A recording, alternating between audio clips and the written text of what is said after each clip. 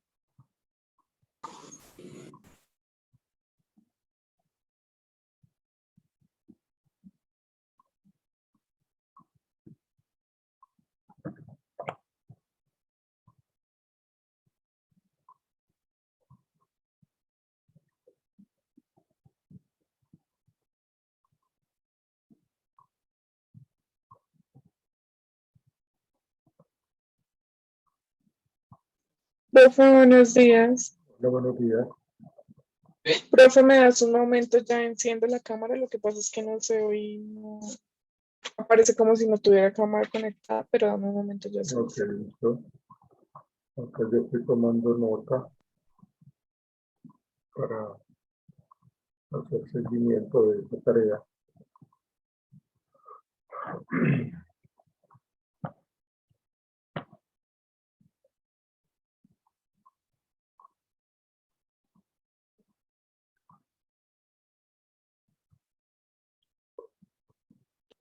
Buenos días, profe. Buenos días. Buenos días, profe. Hola, señorita, buenos días.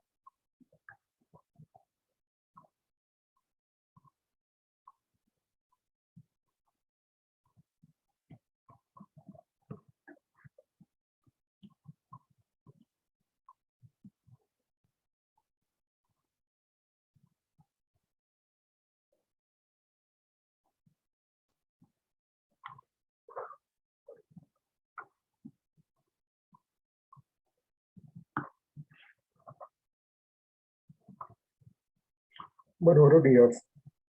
listo, profe, ya solucioné. Listo, ok, entonces,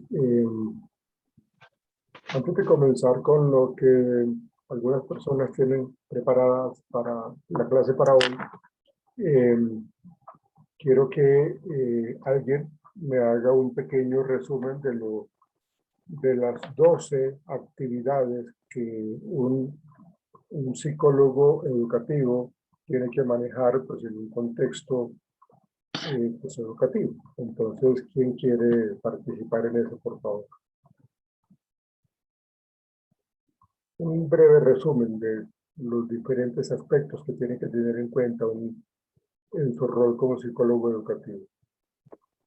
Profe, ayer habíamos visto que en primer lugar debía crear fichas psicodiagnósticas, luego se pasaba al aspecto de evaluación en donde se evaluaba inteligencia, personalidad, contexto familiar y creo que estado cognitivo si no estoy mal. Sí, correcto. Luego pasábamos al plan de comunicación con padres, se hacía luego un proceso de selección de, digamos, planta docente, teniendo en cuenta como las necesidades y características que debía como cumplir.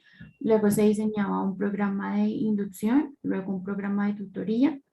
También se hablaba sobre un diagnóstico escolar, en donde se enfocaran como los problemas de aprendizaje, las condiciones físicas, las condiciones cognitivas, que anteriormente se habían evaluado con las fichas de psicodiagnóstico. Luego se pasaba a hacer una intervención individual, luego se creaba una escuela de padres, no se nos resaltaba mucho esa parte, para que se diera como comunicación e identificación entre las diferentes partes. Luego se hablaba sobre los talleres con alumnos y por último se hablaba sobre la orientación vocacional. Creo que esos eran los pasos. Exactamente. Esos son los pasos, ¿no?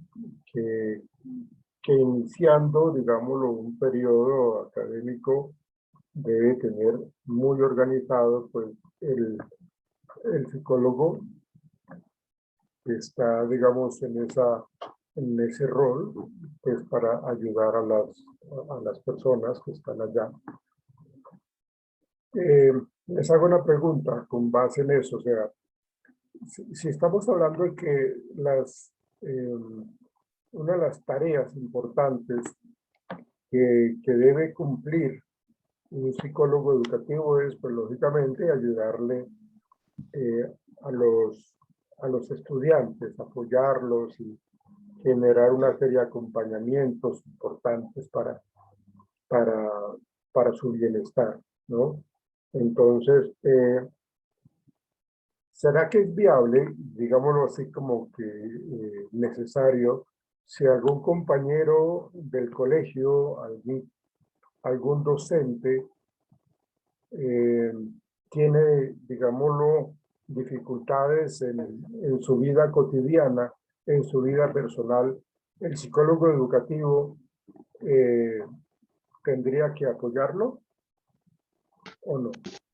Claro que sí. ¿Por qué, Rosalba? ¿Por qué crees tú que sí tenga que apoyarse de eso? Pues para que mejore académicamente y buscar sus antecedentes, qué es lo que le está sucediendo, en qué está fallando. Y el psicólogo está para orientarlo para que mejore su rendimiento académico, ¿no? ¿Estás hablando de quién, de rendimiento académico de quién? Señor. ¿Estás hablando del rendimiento académico de quién, Rosalba? Pues acá estamos hablando la parte de lo que debe hacer un psicólogo en la parte educativa, ¿no? No, pero esa no fue la pregunta, Rosalba. Qué pena. ¿Alguien me puede decir qué debería hacer? Si hay campo de acción con este personaje o no. ¿Qué opinan? Profe, yo pensaría que no, pues o sea, de pronto él sí puede entrar a mirar cómo se remite de pronto a la psicología clínica o no sé, para mirar qué está sucediendo, porque pues ya no hace tanto parte del área educativa, Ya, ok. digámoslo Ok. así, que el Bueno, problema. revisa tu audio, Solange, que está fallando. Profe, es que tengo el internet inestable, profe, Bueno, porque mis hijos están recibiendo clase. claro, claro. Sí, entiendo. ¿Hay alguna otra opinión? Mi pregunta es, yo como psicólogo educativo, si algún profesor se acerca a mí para consultarme o para comentarme sus problemas personales, como psicólogo educativo, ¿yo qué debo hacer? ¿Lo atiendo o no lo atiendo? Solange dice que no, de que pues es mejor que lo maneje un psicólogo en un contexto más terapéutico, más clínico. ¿Ustedes qué opinan? Profe, pues yo creo que sí, digamos, pues no está mal, o sea, tampoco es que nosotros les vayamos a decir, ven, tienes esto y esto y esto, pero pues también necesita que, ellos también necesitan que uno los escuche y pues también tener la opinión de alguien, ¿no? Ok, gracias Valentina. ¿Sí entendiste ahora sí la pregunta, Rosalba?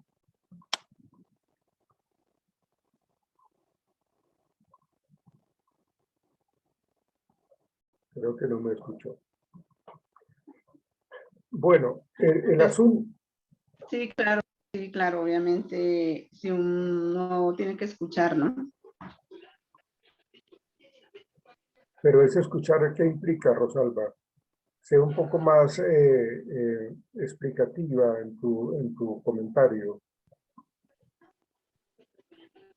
Escuchar y mirar a ver si uno le puede colaborar o si no, puedes buscar que se dirija a la parte profesional, digamos, con un psicólogo clínico, como decía mi compañera, cuando ya la cosa es más fuerte, ¿no? La situación es más... Recuerden de que el trabajo para con los estudiantes es un trabajo integral, en donde, pues, en donde los docentes pues, son o sea, son protagonistas acá en este trabajo, ¿no?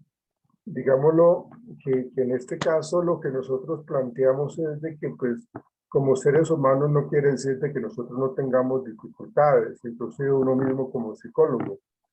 Uno puede tener una serie de problemas que realmente pues lo acongojan y que no lo dejan a uno pues como concentrarse, como estar atento a las cosas o como que hace las cosas de una manera pues como muy regular. Y si un docente está viviendo una situación así como compleja en su vida, pues en cierta manera uno como psicólogo educativo, pues lo que ustedes decían es cierto, uno tiene que apoyarlo, tiene que por lo menos escucharlo y saber qué es lo que está pasando porque las tareas o las cosas o las actividades que tiene que desarrollar en el contexto escolar con los estudiantes, pues no las está desempeñando de la mejor manera y eso pues afecta todo un proceso. Es decir, de que una persona puede afectar toda una serie de actividades y de procesos o las puede estancar. Entonces, hay que indagar qué es lo que está pasando con este docente. ¿Sí? Lo mismo que se trabaja en cualquier contexto laboral, cuando el supervisor o el jefe inmediato se da cuenta de que su trabajador está como distraído, como apagado, como desconectado de sus actividades, pues el supervisor lo que tiene que hacer pues es evaluar qué es lo que está sucediendo, porque eso pues tranca y bloquea todo ese engranaje del desempeño laboral. Lo mismo pasa entonces en un contexto educativo, que en últimas también es un contexto laboral. Entonces, en mi caso, como psicólogo educativo, pues tengo que estar muy atento a que todos estemos como conectados, todos estemos muy bien como realizando las actividades de una manera pues como adecuada sin tener pues digamos esos sobresaltos. Por eso yo decía que no quiere decir de que nosotros como seres humanos no tengamos dificultades, seguramente las tenemos, puedo tener una pelea con mi esposa, puedo estar en un proceso de separación, puede haber fallecido algún familiar muy cercano, problemas económicos, problemas a nivel sexual, bueno, una gran cantidad de cosas allí que nos tocan a nosotros en donde más nos duele, en el corazón, en los sentimientos, y entonces esto pues me bloquea. Entonces, cuando nos damos cuenta de eso, como los que estamos liderando ese acompañamiento del bienestar estudiantil, pues tenemos que estar también apoyando a los docentes. Y bueno, lo que se tiene que trabajar, pues precisamente es como una serie de conversaciones, así como no a manera de consulta, sino una charla mucho más como informal, para poder, como lo que ustedes decían, escuchar al profesor y tratar de indagar qué es lo que está sucediendo. Pero sí, lógicamente, recomendarle que le ponga atención a eso, porque necesita estar concentrado en su ambiente de trabajo. Entonces, sí hay que remitirlo o que él solicite una cita con psicología en su EPS para que él pueda darle solución y que pueda tomar decisiones, ¿sí? Y lógicamente, como psicólogo educativo del plantel de la institución, pues uno les hace seguimiento.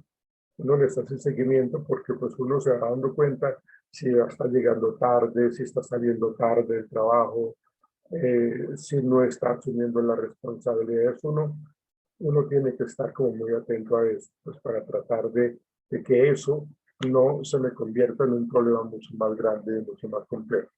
Entonces, es como el asunto de entender de que todo ser humano puede estar pasando por situaciones muy adversas, pero que hay que darle precisamente la atención y atacar ese problema precisamente para que esto no se nos convierta en una situación mucho más delicada, mucho más compleja.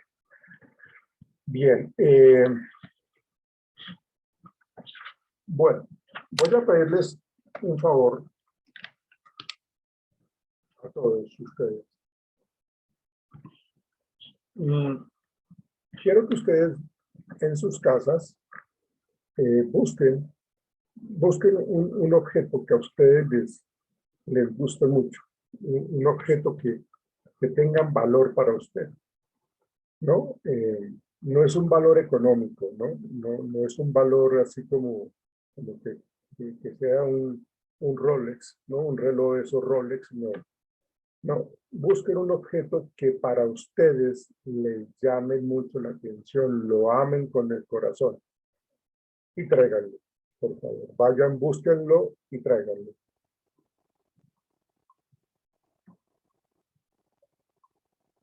Vaya, tráiganlo. Bueno, no sé si ya lo tengan ahí al lado de ustedes, posiblemente, pero es algo que para ustedes es algo significativo, algo que les mueve el piso de una manera absoluta. Listo, profe. ¿Todos Listo, ya? No, profe. ¿Todos ya? ¿Todos? Bueno, Jennifer creo que todavía no. Ya, profe, yo ya. Yo ya, ¿quién dijo yo ya? Yo soy Angie, profe. Ah, sí, ya, es que Jennifer no la veo todavía ahí, a Laura tampoco, a Andrea tampoco.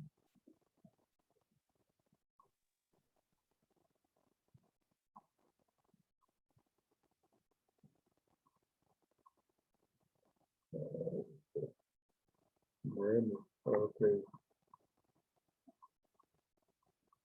Bueno, ahora les voy a pedir el favor. Gracias, Andrea. Andrea, no tienes audio, ¿no? Profe, es que Andrea es la chica de la La niña. fonía. Ajá, solamente te vas a decir. Tienen que acordarme, por favor, porque como ustedes son tantos. Listo, yo estoy pendiente de eso. Bien, ahora quiero pedirles el favor, pues vamos a hacerlo de una manera pues como espaciadita, porque pues, van a hablar ustedes y luego ya le vamos a dar la palabra a Paola Santiesteban para que, perdón, a Alfred Binet, porque pues tenemos acá en el salón virtual a una serie de personas supremamente importantes en la psicología educativa. Entre ellos tenemos a Alfred Binet, que nos va a acompañar en la sesión de hoy. Entonces, vamos a escuchar a Alfred Binet. Pero antes de escucharlo a él, vamos a escoger a dos personas inicialmente para que nos cuenten, nos muestren, por favor, el objeto que tanto quieren, lo que tanto aman y bueno, y nos cuenten un poquitico la historia de por qué quieren tanto ese objeto, esa pertenencia, ¿no? Entonces, vamos a comenzar con su merced, Catherine Gómez. Muéstranos cuál es tu objeto. Buenos días. Hola, señorita. Mi objeto es una carta, profe. Qué bueno. Una carta. Háblanos un poquitico. ¿Por qué te gusta? ¿Por qué te emociona tanto esa carta? Bueno. No es que no la leas, ¿no? No es que no No. la leas, ¿no? Porque de pronto son cosas supremamente privadas y no queremos llegar hasta el fondo allá. Es una carta que le escribió a mi abuela. No, qué bueno. Entonces tiene un valor especial. Demasiado. ¿Y tu abuelita aún vive? No, está muerta. Sí, esa carta, ¿cuándo la escribiste?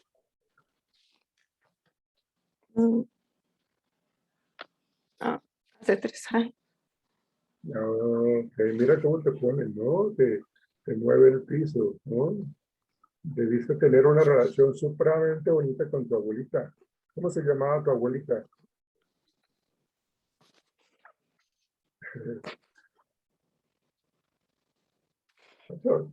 De eso estamos hechos nosotros, los seres humanos, de emociones, de fibras nerviosas. Tengo que decir fibras nerviosas porque pues, nosotros estamos llenos de nervios, ¿no? No es que tenemos nervios de ansiedad, sino que estamos llenos de conexiones sinápticas en donde tenemos toda una serie de fibras nerviosas que nos conectan con nuestras emociones y cuando nos acordamos de algo, de algún sitio, de alguna persona, de un lugar, de una situación que tenemos en mente, pues lógicamente pues terminamos llorando, ¿no?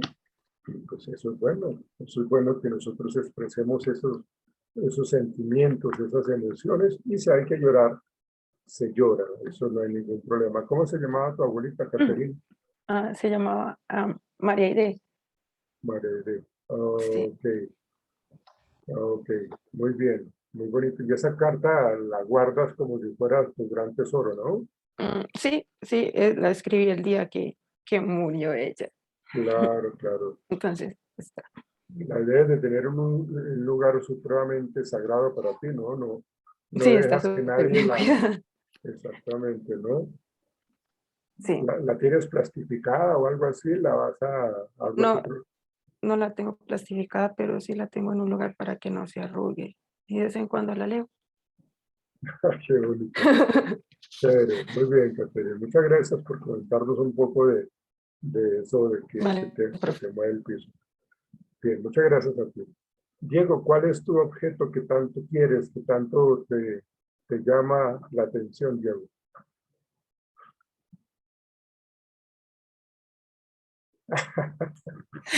Buenos días. El objeto que amo en Levántelo este un momento poquitico. es un Eso. peluche. Es un tigrecito. Ah. Me lo regaló mi pareja y pues es lo que más aprecio en este momento. Sí, ¿hace cuánto tienes ese peluche? Hace más de un año. Hace más de un año, wow, qué chévere. ¿Y duermes con tu peluche? Sí. Sí, Muy señor. chévere, ok, muy bien. ¿Y qué más recuerdas? ¿Qué cosa contarías adicional de tu peluche? Pues amo este peluche porque me lo regalaron en un momento de mi vida donde estuve un poco mal. Eh, entonces me lo dieron como con mucho cariño y pues Ok, mire, ok. Me parece muy chévere, Diego. Normalmente se dice pues que el hombre no debería demostrar, nosotros los hombres no deberíamos mostrar como esa fragilidad o esa emocionalidad o esa ternura, ¿no? Porque pues dirán, ay, no, pues qué eh, tan cursi, dirían algunas mujeres, ¿no? Hay muchas mujeres dicen, no sé qué opinan ustedes, señoritas, pero algunas mujeres pues, les gusta que el hombre, que nosotros los hombres seamos consentidores, cariñosos, especiales, pero hay algunas que no. Hay algunas que consideran de que que eso es infantil, que eso es inmadurez.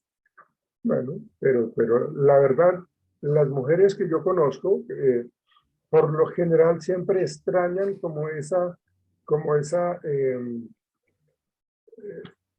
esos, esos comportamientos, digamos así, como muy consentidores que tenemos algunos hombres, ¿no? Y que no lo ven como algo cursi, ¿no? Como hay mujeres que no les gusta y dicen que en vez de decir que tierno, dicen que ternero, ¿no? Pues burlándose, lógicamente, ¿no? Burlándose. Entonces, no sé, a mí me parece que eso es algo bonito que no se debe perder, el hecho de ser especial con la pareja, de ser cariñoso con la pareja, de mimarla, de cuidarla, estar pendiente de ser todo un caballero y de cuidarla de esa manera, pues me parece que eso no debería perderse, aunque hay algunas mujeres que dicen que no, que eso no está bien. Muy bien, Diego, muy bien, lo felicito. Gracias, profe. Se necesita personalidad para mostrar su emocionalidad con respecto a los muñequitos. Sí, es muy bonito eso. Es muy chévere, Diego. Bueno, vamos a darle el espacio a Alfred Binet para que se presente, por favor. Entonces, escuchemos a Alfred Binet que llegó hace poquitico, acabo de llegar del aeropuerto, entonces vamos a escucharlo. Buenos días, mi nombre es Alfred Binet, vengo de Francia, perdón, pero pues he vivido mucho tiempo en Colombia, entonces ya perdí el acento. Nací en Niza en 1857, pues fallecí en París en 1911, pero pues el internet lo puede todo. Fui pedagogo, psicólogo, en cuyo trabajo estaba centrado en el diseño de escalas de medida de la inteligencia, impulsado a través del estudio experimental, y lo convertí en un instrumento fundamental para el desarrollo educativo. Cabe resaltar que yo inicié mis estudios en Derecho, pero fui investigando un poco el trabajo y las hipótesis de mi compatriota Jean-Martin Charcot, entonces eso me hizo abandonar mis estudios en Derecho y decidí por entero dedicarme a lo que era la psicología y el estudio de la medicina, de las medicinas científicas en el Hospital Salpêtrière en París, donde permanecí hasta 1891, donde 4 años después fui nombrado director del laboratorio de psicofisiología de la Sorbona y ocupé ese puesto por el resto de mi vida. Luego, más o menos en el año 1895, fundé la Alliance Psychologie, bueno, que fue la primera revista francesa en hablar sobre psicología.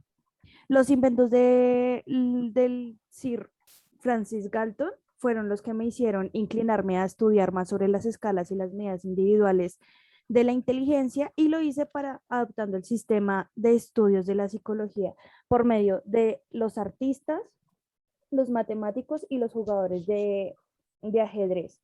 Así me apoyé constantemente en pruebas a través de la observación y por medio de el tipo físico, o sea, su fisiología, la caligrafía y otras características.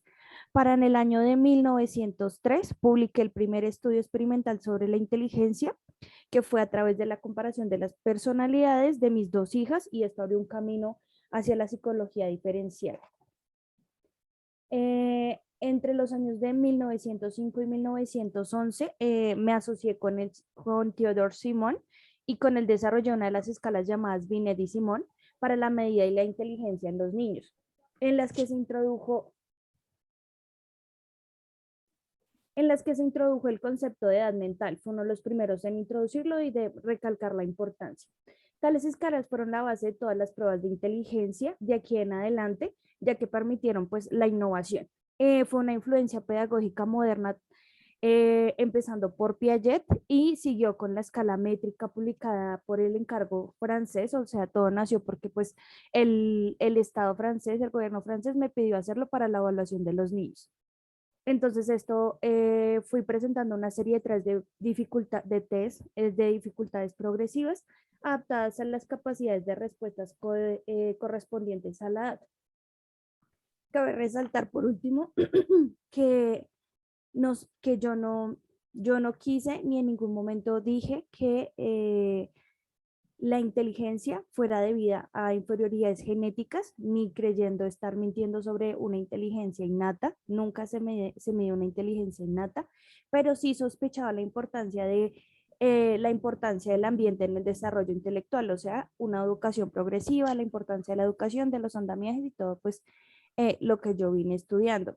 Y también empecé a cuestionar para, o sea, que el uso era para mejorar las oportunidades de los que se retrasaban, pues no era que un retraso, sino los que se retrasaban en las clases, creando clases especiales, pero no creando etiquetas o limitando sus oportunidades. Y esto fue más o menos en lo que me centré en mi vida, bueno, antes de que muriera.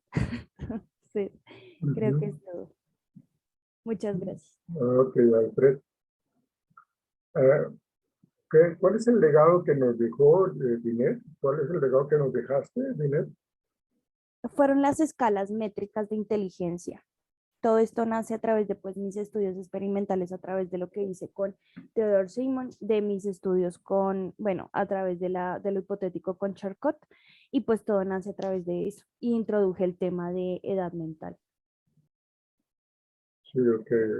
Hay una gran cantidad de bibliografía que él nos dejó, pues, lógicamente todo relacionado con la parte intelectual, con la capacidad que tiene el ser humano, y pues como él fue un psicólogo, pues que estuvo siempre trabajando en la parte experimental, pues todo eso permitió que pudiera desarrollar todas esas pruebas psicológicas de inteligencia. Alfred Binet, pues están los test de Binet que son bastante conocidos y que ayudan muchísimo a determinar ese coeficiente intelectual. Bueno, ¿para dónde ahorita, señor Binet? Probablemente desayunar, llegué muy temprano del aeropuerto. Ah, bueno, sí, muy bien, gracias, Alfred, muy amable. Gracias, que tengan buena clase. Bueno, pero despídanse, no sean maleducados. Despídanse de Alfred. Oh, Alfred, muchas gracias. Sí, Gracias. por Dios, se levantó de la tumba para saludarnos y miren, ustedes no lo saludan a él. Vamos a hablar, tenemos una gran cantidad de invitados importantísimos en nuestra clase de hoy y ahorita vamos a recibir al señor Charles Spearman. Entonces, vamos a escucharlo, a Charles Spearman.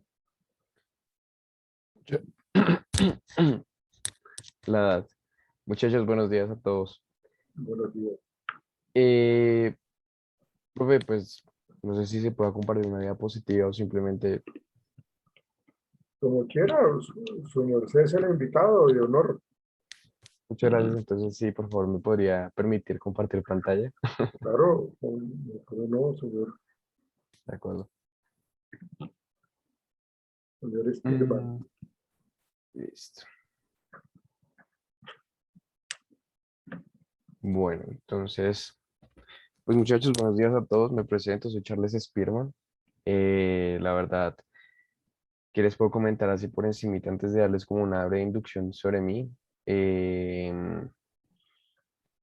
Pues a mí me apasiona mucho el tema de comprender la inteligencia, por ende diseñé un modelo para comprenderlo, para entenderlo, para medirlo. Yo sé que pues a lo largo de todo ese tiempo muchas personas han intentado de pronto entender y comprender una buena forma de medir la inteligencia, pero siempre todo el mundo está en desacuerdo. Sin embargo, pues mi teoría ha sido una de las mejores en cuanto al tema de inteligencia. Y pues de eso vengo a hablarles hoy. Tengo tres proyectos que marcaron mucho mi vida y de esos también le voy a hablar. Les voy a hablar un poco sobre mi fecha de nacimiento, mi fecha, bueno, en la que creo que morí, porque estoy vivo y les estoy hablando aquí. Entonces, pues, es como una breve inducción sobre eso. Ahora, esa es una foto que me tomaron un día cuando ya no tenía pelo. En ese momento, pues bueno, gozo de ese beneficio. Ahora, nací el 10 de septiembre de 1863 en London. Fallecí el 17 de septiembre de 1945. Será a las puertas de la Segunda Guerra Mundial. Sin embargo, eso no significa que no haya estado una guerra, porque pues en realidad sí estuve y eso frenó muchas veces mi estudio. Duré 15 años en guerra. De, pues obviamente en esos tiempos eh, estuve en la India 15 años peleando por pues por intereses. Eh, Tuve pareja también. Bueno, entonces acá les voy a comentar sobre mis tres proyectos principales.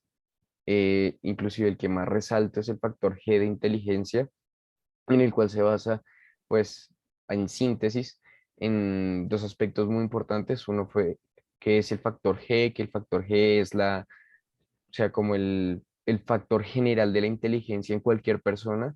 Sin embargo, de ahí derivan tres factores donde sí empieza a variar, que es el factor S, y el factor S es como que son características específicas de cada sujeto que determina también pues el nivel de inteligencia. Es decir, el factor G es es un valor predeterminado en la persona, que siempre está en toda persona, y el factor S, que es S1, S2, S3, determina a nivel específico ya la inteligencia como tal del individuo. Eh, Respecto a esto, pues también duré pues un gran tiempo pues en este proyecto. Sin embargo, hubieron personas de cierta índole eh, que pues no estuvieron de acuerdo con mi proyecto, pero pues ¿qué se le hace? Uno no puede estar de acuerdo con todo el mundo, ¿no? Eh, la coeficiente de correlación de Spearman, eh, de mí en este caso, y el análisis factorial. Tuve hijos, eh, bueno, padres obvio y nietos también. Bueno, como les venía comentando, pues el artículo pues de la teoría bifactorial, en este caso fue publicada en 1904. Con gran esfuerzo pues pude llegar a tener ese mérito y pues fue reconocida por muchas personas que con base a esa idea pues empezaron también a guiar sus proyectos y eso le dio mucha validez a este conocimiento. Bueno, ¿qué más les puedo hablar? En realidad, sí, la información sobre mí es muy limitada debido al tiempo, debido a lo que se conoció en ese entonces sobre mí, pero sin embargo, ¿qué les podría además decir? O sea, también comencé tarde mis periodos de estudio, comencé, permítanme un momento, comencé en 1898, mis 34 años de edad, donde pues por razones que les comenté hace un momento, estuve defendiendo pues mi país en una guerra. em, Duré 15 años allá. Entonces pues después de eso llegué con la idea de buscar un poco más sobre el tema de inteligencia. Sin embargo, no lo hice en mi país debido a que en ese entonces mi país, la psicología tenía fundamentos filosóficos que de pronto intentaban rayar de pronto con el tipo de pensamiento que tenía y no me iba a permitir una libertad al momento de buscar un experimento. Entonces, en ese momento lo que hice fue trasladarme a Leipzig y allá empecé a, a practicar la psicología experimental, ya que allá pues tenían de pronto un poco más de permisividad para empezar mi proyecto. Entonces, pues en Leipzig pude desarrollar mi teoría por completo, la consolidé y pues a raíz de eso, eh, al día de hoy hay más de 2000 citas sobre ese proyecto, es decir, es un proyecto de mucha validez y pues inclusive hay veces que se escucha mencionar mi nombre nomás para realizar ese factor de inteligencia. Bueno, también en 1904, a raíz de mis logros con lo que les acabo de comentar, mis 3 proyectos, me nombraron pues, me nombraron director del journal, perdón, me nombraron director se me olvida en este caso la universidad, lo siento, la memoria me falla ya la edad, pero me nombraron director permítanme un momento, les busco exactamente el nombre de la institución en las que me nombraron director, que a lo largo del tiempo, ahí se sigue viendo la pantalla del, De su biografía, sí, señor. listo, perfecto. Esperen un momento, que no los puedo dejar sin ese dato. Ah, qué bueno, muchas gracias. Sí, Respirman.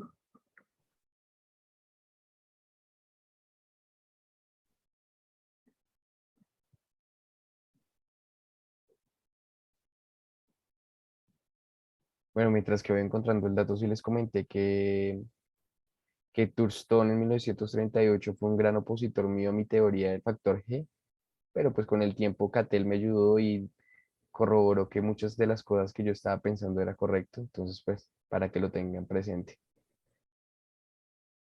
Y permítanme un momento.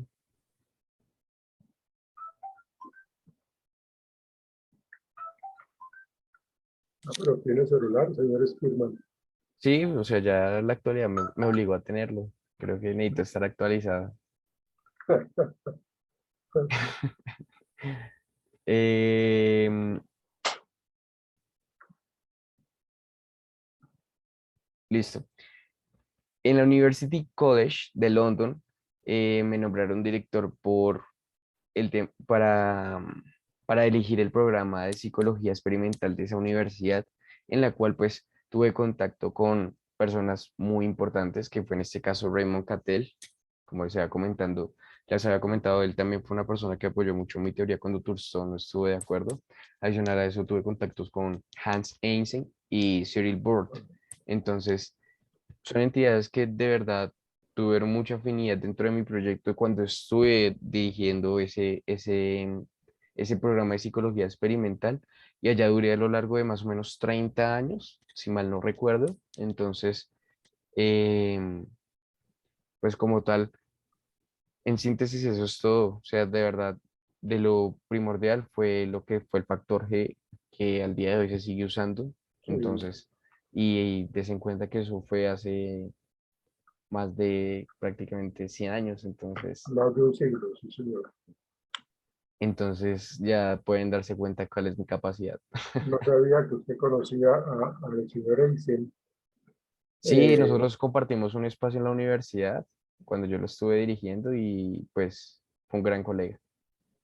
Bueno, muy bien. Bueno, ¿y cuáles Y, son sus actividades de hoy, señor Skillman? uf, yo tengo una agenda apretada esperando terminar esta conferencia y salir a trabajar. No, mentiras, tengo que ir a recoger, tengo que ir a administrar unas cosas que tengo pendientes. Tiene que ir a cuidar unos perros. Tengo que ir a terminar proyectos del factor G. Bueno, sí, porque las cosas han evolucionado fuertemente, hombre. Sí, sí me doy cuenta. Ya empecé con los celulares, me estoy adaptando. Bueno, muy bien. Bueno, muchas gracias, señor Skillman, por su presentación. Ha sido un agrado y un placer enormemente escucharlo. Y bueno, bienvenido a Colombia y que lo traten muy bien. Gracias, muy amable. Igualmente, gracias a ustedes por escucharme. Que esté muy bien. Hasta luego.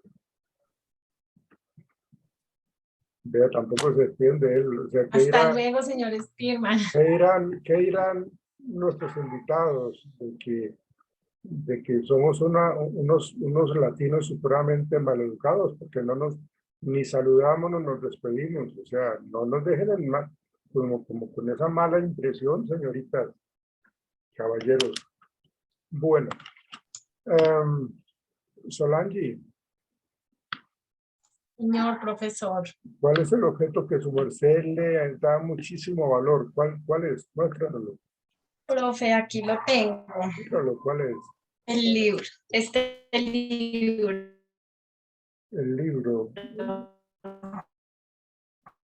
¿Qué? ¿Me escuchas? No muy bien. ¿Cuál es el libro? Es que mi internet está inestable. El libro de la Sagrada Familia, profe. Ah, ok. Este libro lo compré a cuotas porque para mí es, o sea, lo que más quiero porque yo he pasado por cosas muy difíciles en cuanto a la salud de mi padre, de mi hijo, y la verdad es que me ha dado mucha fortaleza para salir adelante. Entonces, cada vez que estoy bueno, cada vez que esté triste, esté contenta, me gusta abrir este libro y leer sus oraciones. No soy de estar en la iglesia y eso, profe, pero sí me gusta sentir como que Dios está conmigo y por medio de él lo hago. Es más, aquí hay una oración que me ha gustado mucho y es de los psicólogos. A ver, Entonces también es una de mis oraciones como favoritas, profe, que cada vez que puedo pues la hago. ¿la quieres Entonces compartir? ¿Es ese es muy el valor larga? que yo le doy a este objeto. ¿Es muy larga la No es oración? corta, sí, ¿Quieres la quiero compartirla? compartir para todos mis Bueno, dale. compañeros. Creo que en alguna ocasión se la di a alguna compañera de mi curso, pero no sé a quién fue.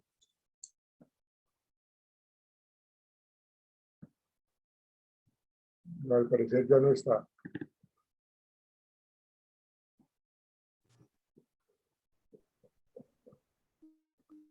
Solange, Profe,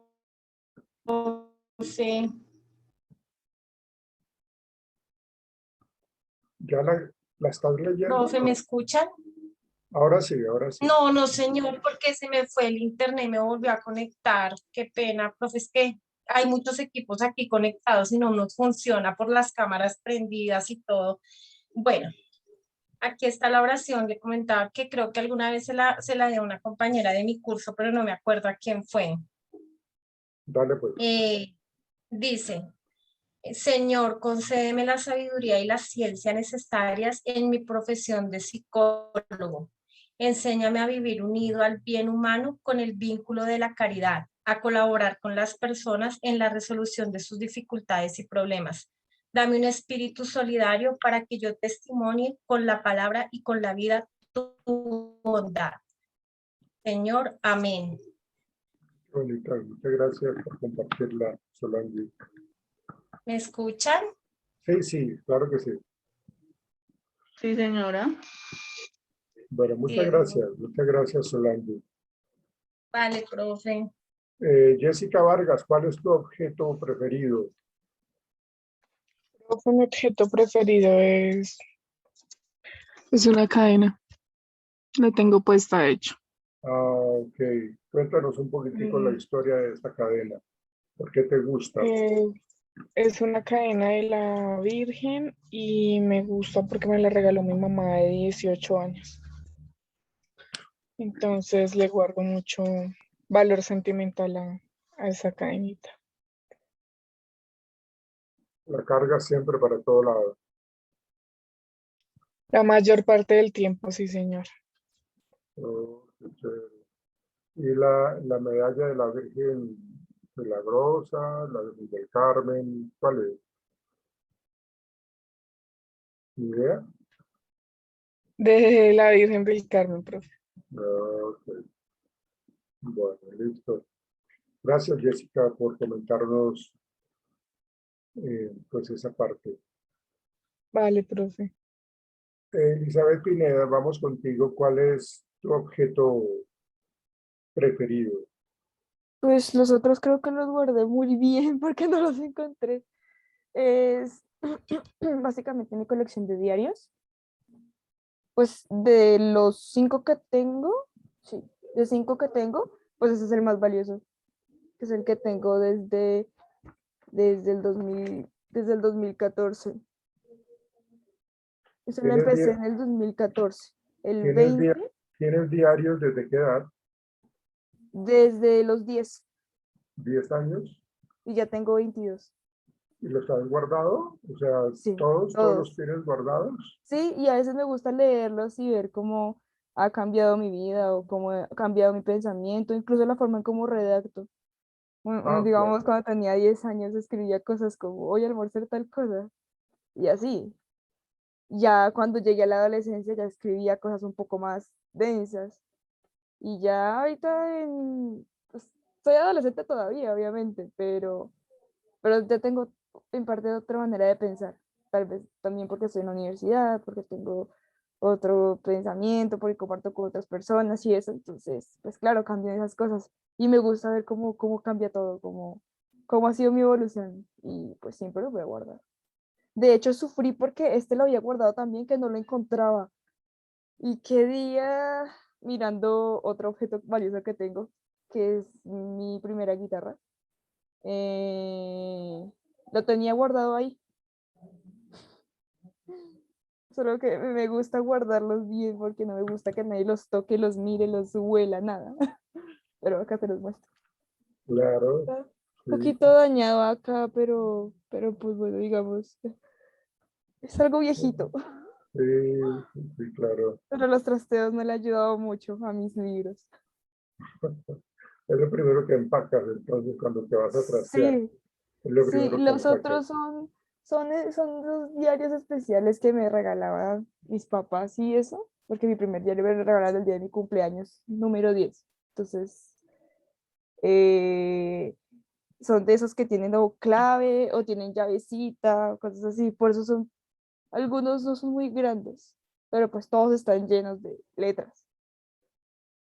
Y pues por ahí No, tengo el nuevo, pero lo tengo más arriba del librero, un poquito más arriba, porque pues lo utilizo, entonces como yo duermo en el camarote, duermo en la parte de arriba, entonces simplemente lo cojo, escribo y luego lo vuelvo y lo dejo ahí.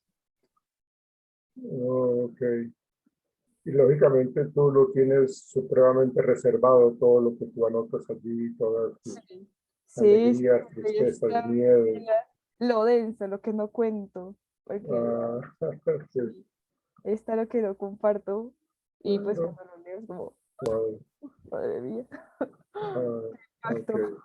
Mira, muy interesante, Elizabeth, todo lo que nos cuentas y cómo tienes tú ese hábito de tener pues esa actividad, ¿no? De escribir desde tus 10 años hasta la fecha, que aún lo haces todavía, lo acabas de mencionar, y que escribes y que cuentas cómo has evolucionado, que te das cuenta cuando tú vuelves a mirar cosas, situaciones que viviste hace unos 8 años, cuando habían tristezas, cómo te acuerdas de eso y ya lo ves de una manera diferente. Diferente.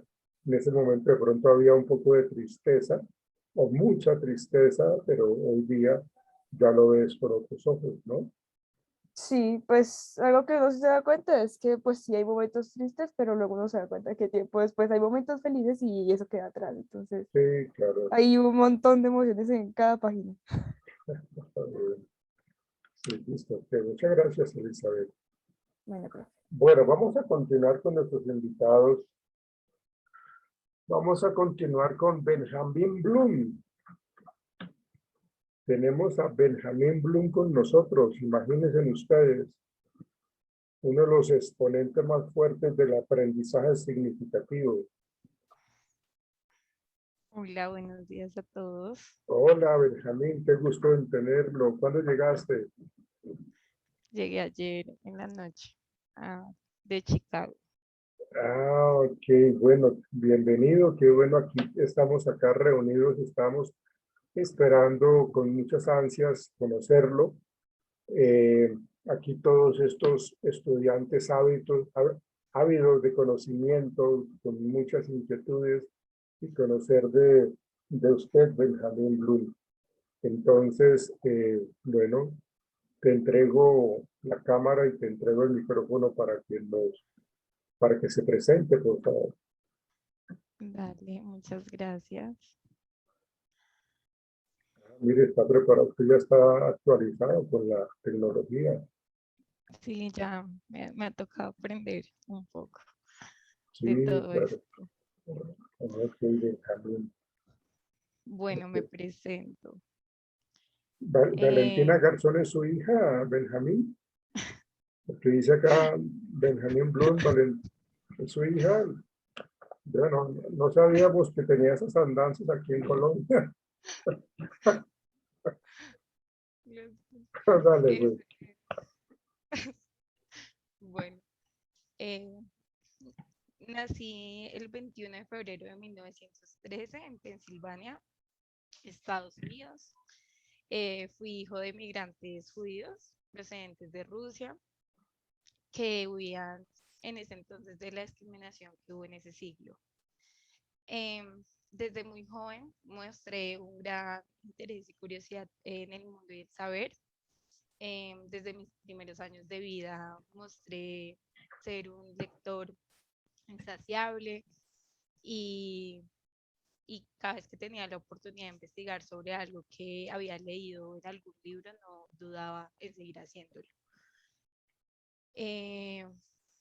Me gradué de la Universidad Estatal de Pensilvania en 1935 y posteriormente hice un doctorado en educación en 1942 en la Universidad de Chicago.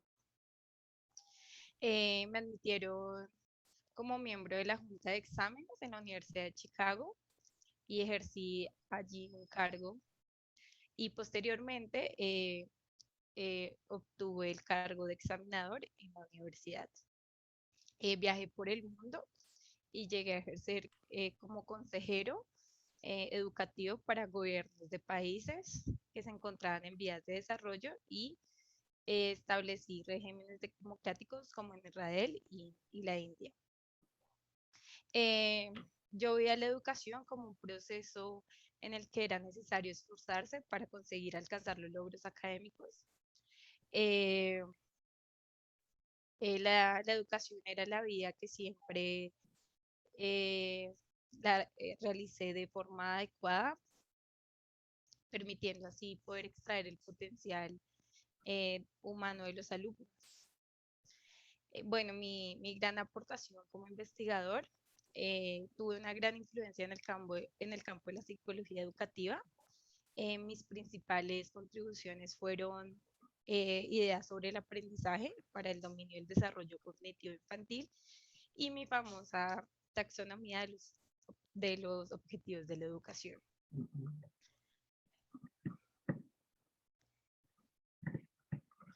Bueno, me dediqué a investigar más que todo en el campo de la psicología educativa.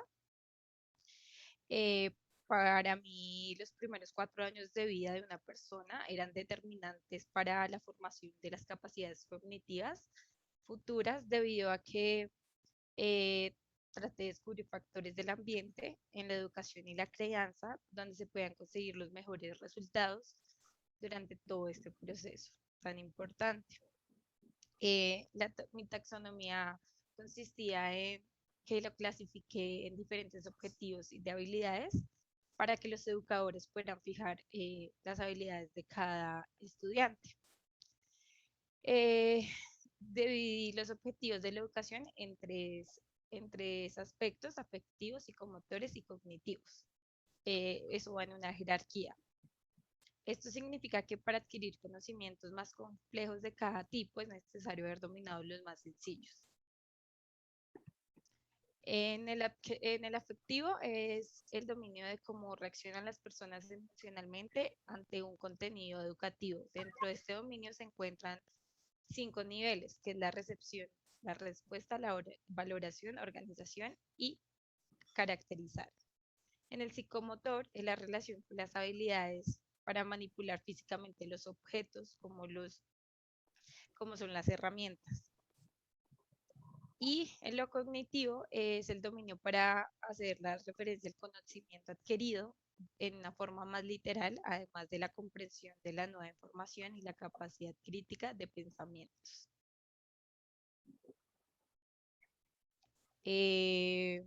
También, bueno, esta taxonomía fue pues también elaborada pues para que así ayudaran a los docentes para delimitar cuáles son los objetivos pedagógicos y alcanzar un objetivo en el aula. Y no es nada más como legado. Fui destacado activista educativo, tomé una gran importancia en el rol de la Fundación Internacional de la Asociación de Evaluación y Educación. Desarrollé un programa con las siglas MESA, que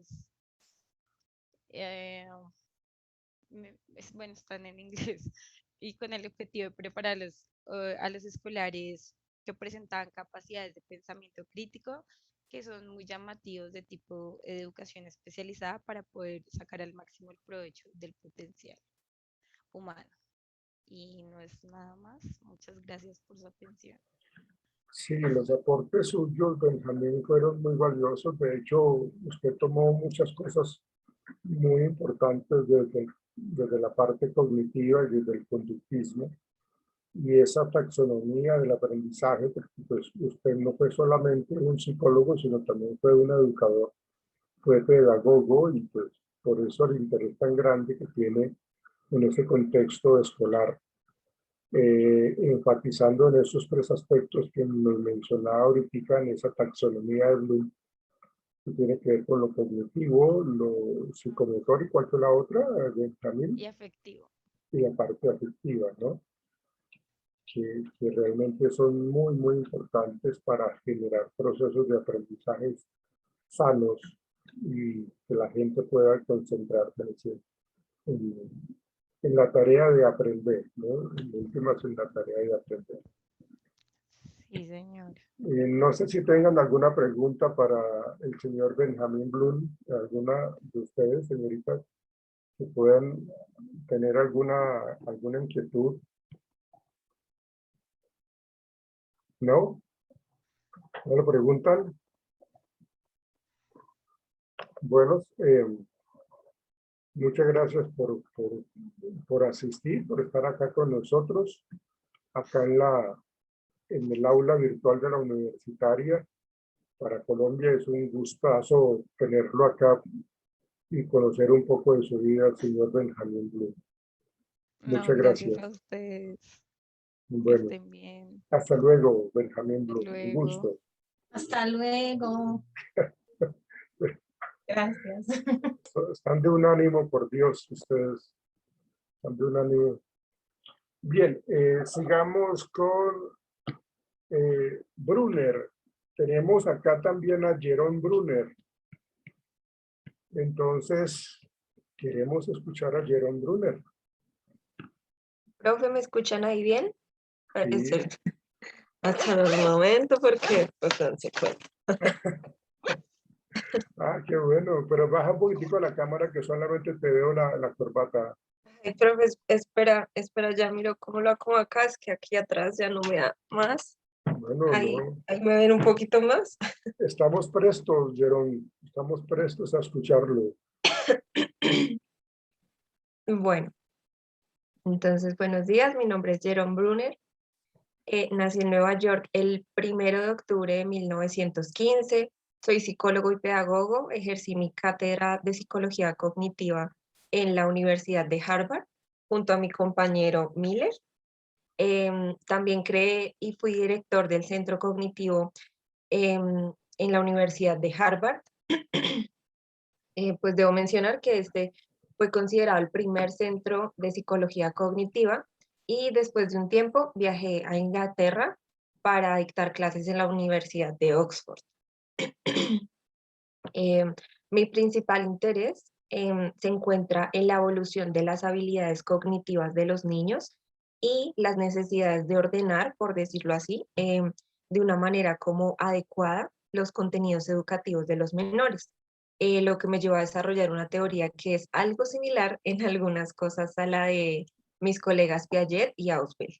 Porque pues como Piaget observé que el crecimiento o maduración y el medio ambiente influían en el desarrollo intelectual, pero me centré más como en el ambiente de enseñanza. Y como Ausubel, propuse como la importancia de la estructura docente-alumno, pero me enfoqué más en la responsabilidad que tiene el docente en cuanto a los estudiantes. También establecí 3 modelos de aprendizaje. El en activo, que es el modo de aprendizaje que aparece primero y se basa en algo que realizamos desde los primeros días de vida, como la acción física. En este modelo se aprende haciendo cosas, actuando, imitando y manipulando objetos. Más que todo, pues se da durante la temprana de los niños pequeños, ¿no? El icónico, en este lo fundamental es hacer uso de dibujos o imágenes en general que puedan servir para aportar información sobre algo más allá de las mismas. Acá se va dando la importancia a medida que el niño crece y se le solicita aprender conceptos, como por ejemplo cuando el niño memoriza países o capitales observando un mapa, o memoriza distintas especies de animales viendo fotografías de estos, o películas o dibujos. También está el modelo simbólico, donde se hace uso del lenguaje, ya que, bueno, sea escrito o hablado.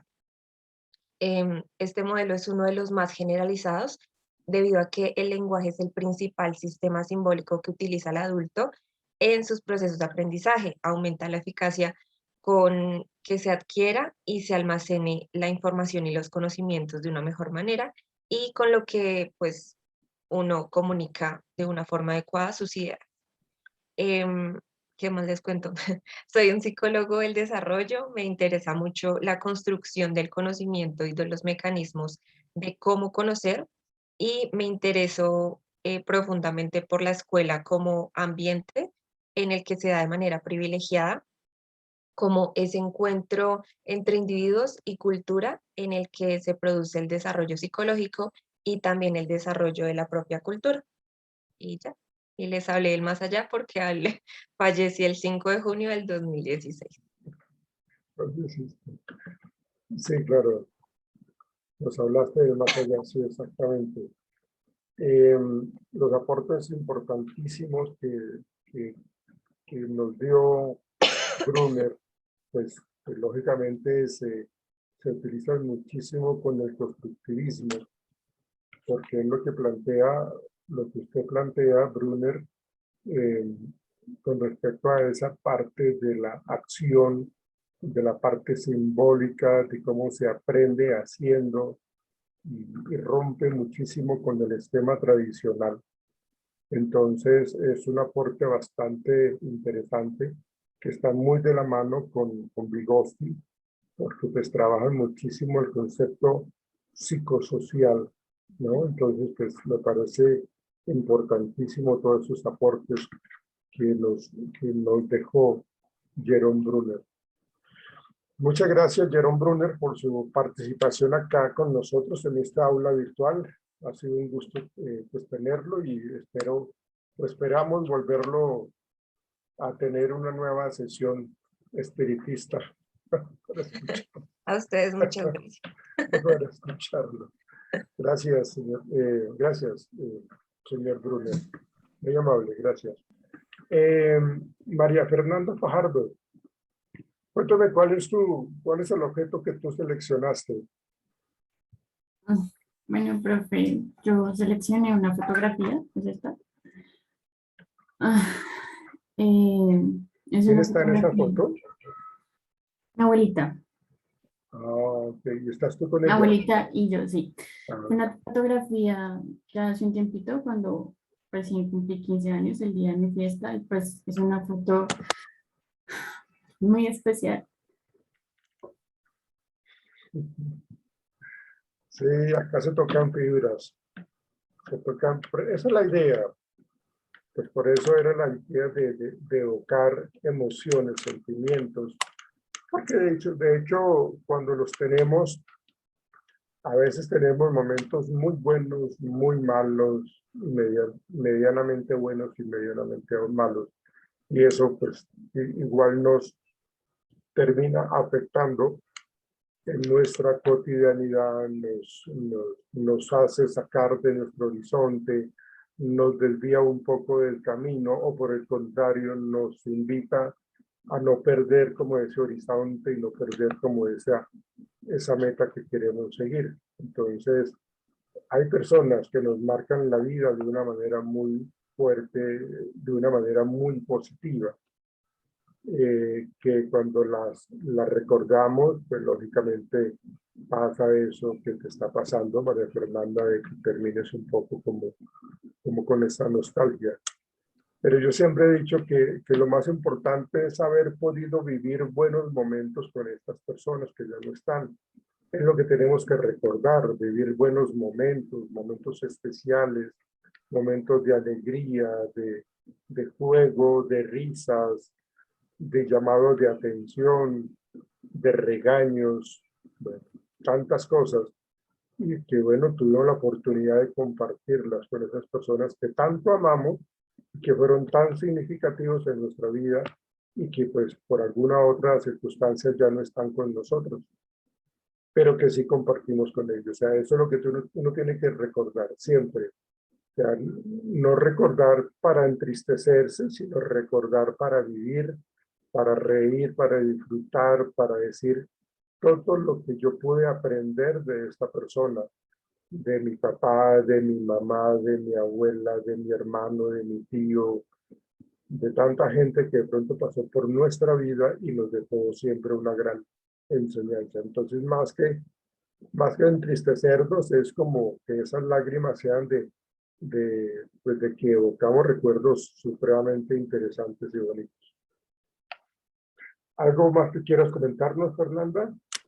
No, profe, pues básicamente sí, ese es como mi recuerdo, digamos, más preciado. Mi abuelita falleció ya hace exactamente 4 años. Murió de cáncer. Digamos que una pérdida muy dura. Muy grande para ti. ¿Cómo se llama tu abuelita? Gloria Elena. Gloria Elena. Bueno, pero ella está seguramente muy contenta y muy feliz de verte progresando, María Fernanda. Muchas gracias. Laura, vamos contigo. Laura, ¿cuál es el objeto más sagrado que tienes tú, Laura Bedoya?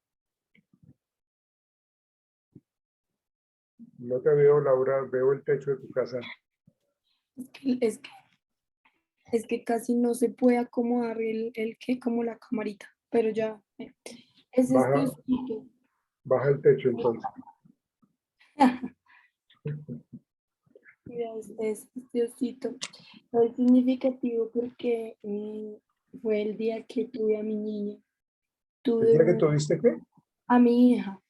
Tuve un embarazo de alto riesgo y pues mi mami al siguiente día que pues ya salí de tener a mi hija, pues me llevó el osito y es significativo ya que las dos personas pues para mí más importantes están reflejadas en ese día que es mi mamá y mi hija.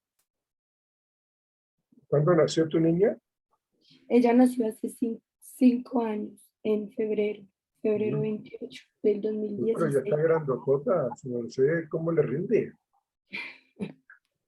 No, ¿por qué? De 5 años, no se está re joven, Laura. Sí, me veo jovencita. No te ves, eres joven, estás supremamente joven, ¿no? Sí. Bueno, Entonces, ¿y tu niña cómo se llama, Laura? Laura Sofía se llama. Tenías que colocarle como la mamá, ¿no? Qué barbaridad. Hay que llevar el nombre de la mamá. Ya, ok. ¿Y qué te dice Laura de tu muñequito? No, es muy significativo, como te decía, porque fue un parto muy, pues sí, muy como fuerte. Yo duré 4 días en el hospital y pues me inducieron el parto, pero ni así. Y sufrí mucho y la niña también, las dos pues casi nos morimos ahí. Y mi mamá siempre estuvo ahí. Y pues es para mí muy importante, es como estos sitios, como es el reflejo de ellas dos, de ese día, que fue un poquito complicado. Déjanos ver el muñeco. ¿Cómo se llama? ¿Cómo se llama? ¿Es un conejo? ¿Es un oso? Es un conejito, ¿no? ¿Cómo se llama el conejito? No sé si no le tengo nombre. No le tiene nombre, ve, qué curioso. Yo casi nunca le pongo nombre a los muñequitos. Ah, ok, bueno, bueno, interesante. Listo, Laura, te agradezco. Vale. Paula, ¿cuál es tu objeto más amado, más querido, Paula? Es este libro. Vampir. Wow. Es de una escritora colombiana y fue el primer libro que me regaló, el primer libro físico que tuve y me lo regaló mi hermana con su primer sueldo. Entonces es muy significativo para mí. Ya lo Entonces a terminaste. donde yo, sí, me lo leí un montón. Me lo regaló cuando yo estaba en el colegio, en décimo, eso fue hace como 8 años. Y para donde yo vaya me lo llevo. Es lo primero que pongo en la maleta cuando tengo que viajar muy lejos. Pero lo tienes, ¿hace cuánto te lo regalaron? Hace como 8 años, 9 años, más o Está menos. nuevo. Ah, yo cuido mucho mis libros, son importantes. Bueno, qué chévere. Esto es un buen hábito, cuidar los libros, que es algo que uno no debe dejar de leer. ¿Sí? Bien. ¿Y es bueno el libro? ¿Es buena, tiene buenas historias? ¿Es una Es, historia es muy completa o bueno. son varias historias? Son 2 libros nada más, es de una escritora colombiana, realmente es caleña, fue su primer libro. Entonces yo lo leí primero pues en PDF, pues porque no podía comprarlo. Entonces luego mi hermana me lo regaló. Y es muy bueno, habla sobre vampiros, pero pues Sí. tiene mucha historia más de Budapest y Suiza, como muy de los años, eso fue del siglo XIX el libro. Entonces es muy bueno. Ok, qué chéverísimo. ¿Y cómo se llama la escritora para tratar de leerlo? Carolina Andrújar.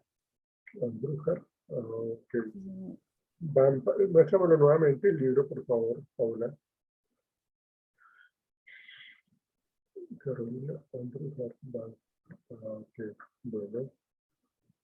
Se ve como interesante, sí, eso son unas buenas Es muy historias. interesante. La villana es Elizabeth Báthory, que es o Erzsébet Báthory, que fue la condesa sangrienta, sucesora directa de Vlad Tepes. Entonces, pues ahí uno Wow, ya sabe por dónde va la línea de todo. wow, chéverísimo.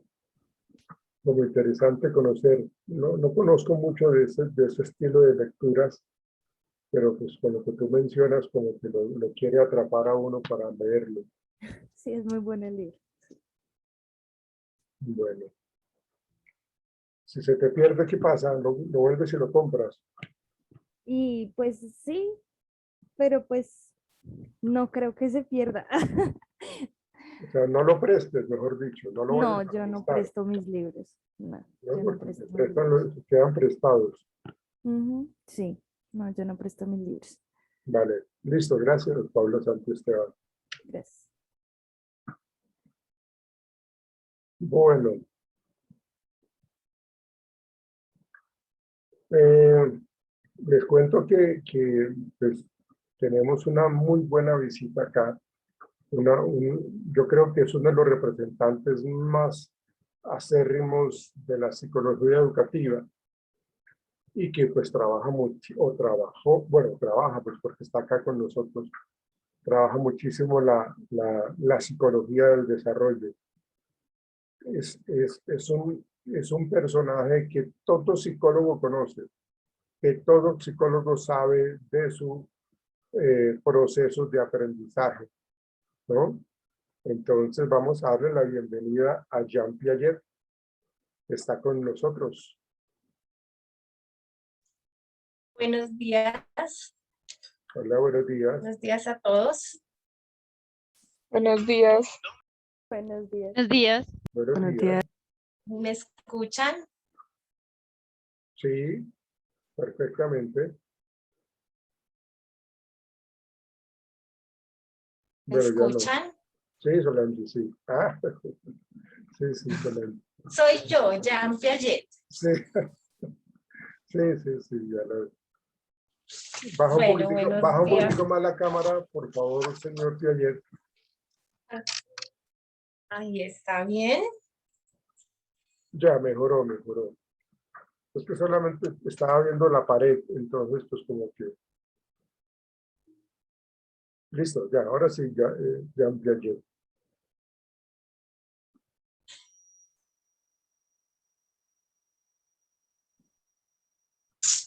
Dios.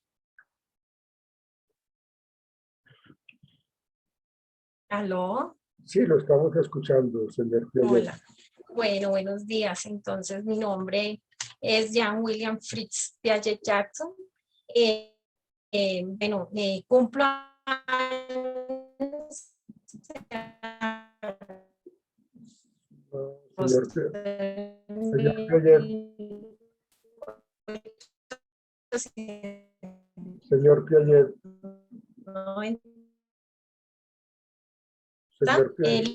señor Piaget, creo que la tecnología lo abruma.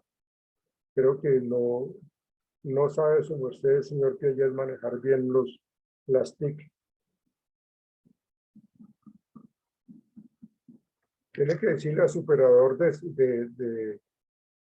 señal que le mejore. Usted tiene mucha plata, señor, para que se haga un buen de 100 megas, no sé, una tera o algo así, porque pues, ¿no?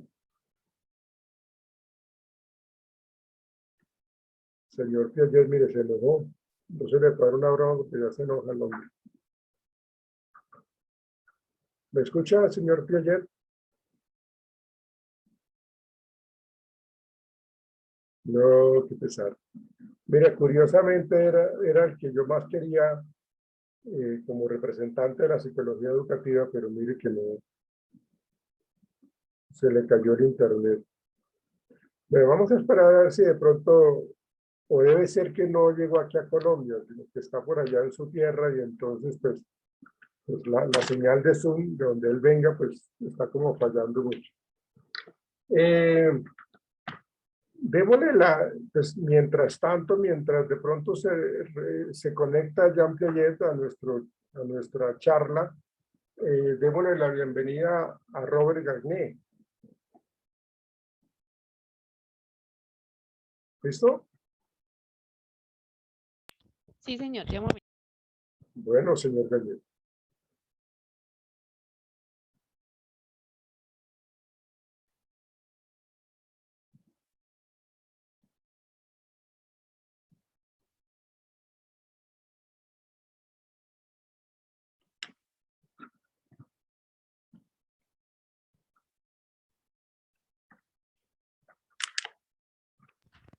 Bueno, buenos días. Mi nombre es Robert Gagné.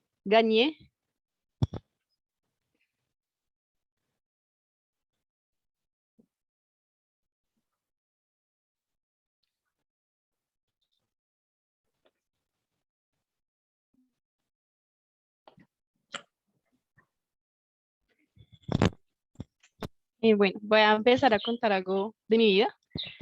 Yo nací en Andover, Massachusetts, el 21 de agosto de 1916. Como dicen todos, hemos venido del más allá. Fallecí el 28 de abril del 2002, a mi edad de 86 años. Fui psicólogo educativo estadounidense. Soy muy reconocido por mi teoría del aprendizaje basada en los clásicos modelos de procesamiento de información. Fui uno de los mayores exponentes en el campo de la educación. Siempre me enfoqué en este campo, me llamó siempre la atención saber cómo era que aprendía el ser humano. También estudié en la Universidad de Yale, pero recibí mi doctorado en la Universidad de Brown en el 1940. Publiqué artículos y libros relacionados con el área del aprendizaje, que entre ellos encontramos pues las teorías del aprendizaje en el año 1970, los principios básicos del aprendizaje para la enseñanza en 1976, los principios para la planificación de la enseñanza también en el 1976. También fui investigador en la Fuerza Aérea de Estados Unidos, que ahí fue donde desarrollé un sistema de entrenamiento para los pilotos de las Fuerzas Aéreas. Me destaqué como profesor en las universidades de Princeton, California y Berkeley y Florida State. Fui uno de los pioneros en aplicar las nuevas tecnologías al campo de la educación, creando programas basados en ordenadores y contenidos de multimedia.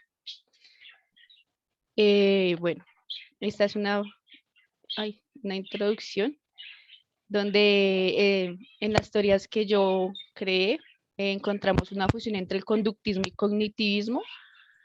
cognoscitivismo, perdón. También se puede notar pues un intento por unir conceptos piagetianos y del aprendizaje social de Bandura. Entonces, finalmente, la suma y organización y sistematización de estas ideas hace que la teoría o mi teoría sea llamada como la teoría ecléctica.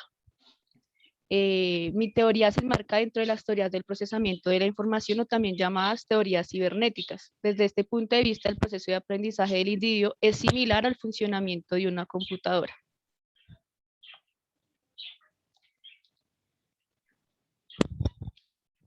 Bueno, ¿cómo procesamos la información? Este es un modelo en donde yo creo básicamente cómo es que nosotros aprendemos o codificamos la información, por decir así. Entonces está el control ejecutivo, que son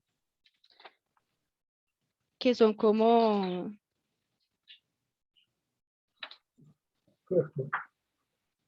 Tiene lagunas mentales. que es como todo lo que es generador de respuestas, prácticamente todo lo que ve, o sea, se ve el comportamiento. Las expectativas, que es todo lo que viene enlazado como en la motivación. Están los efectores, que son como el generador de respuestas, o sea, la información pasa por los ejecutores o efectores, y en este caso, pues los mensajes codificados referentes del generador de respuestas y que activan los efectores produciendo una respuesta que afecta el medio ambiente externo.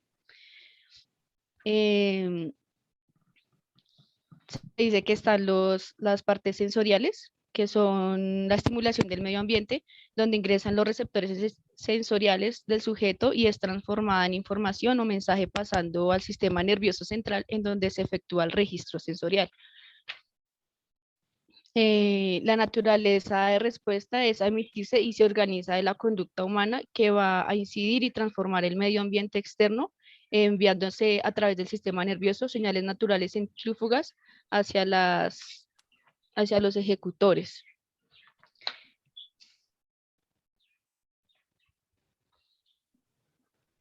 Bueno, esta es una parte donde son los procesos o fases pues, del aprendizaje. Entonces, es decir, cómo el sujeto aprende y cuáles son los postulados hipotéticos sobre los cuales se construye la teoría. Y pues son 8 fases. Siempre me llamó la atención, como lo decía, el aprendizaje, cómo es que construimos nuestro mundo también interno con el externo. Entonces, la información del ambiente entra a través de los receptores del sistema nervioso central, luego pasan al registro sensorial, que es la estructura hipotética, y de aquí la información se va primero a la memoria a corto plazo, y luego donde se lleva a cabo una codificación conceptual, para luego darle un paso a la memoria a largo plazo, y se requiere pues de un ensayo o repetición interna.